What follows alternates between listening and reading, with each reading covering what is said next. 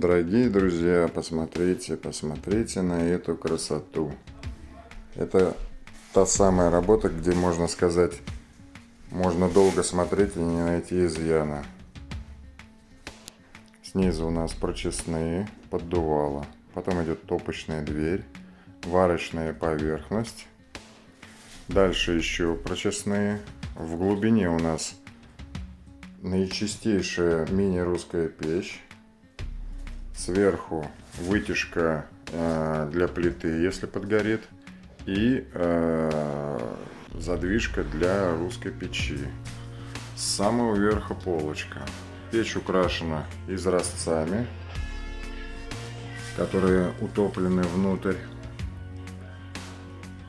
и швы заполнены специальным раствором, затиркой широкошовной.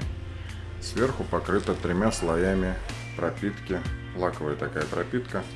Она дает матовый блеск, создает ощущение мокрого кирпича. А вот эта же печечка у нас уже со стороны зала, где у нас идет именно каминная часть. Вот снизу у нас каминная топка.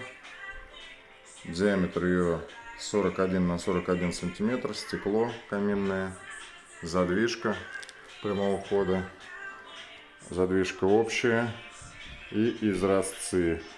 Это глухарь. Тоже, конечно, выглядит все как в сказочные времена, как при царе. Очень хороший, красивый вариант. Заказывайте, ставьте лайки, распространяйте красоту.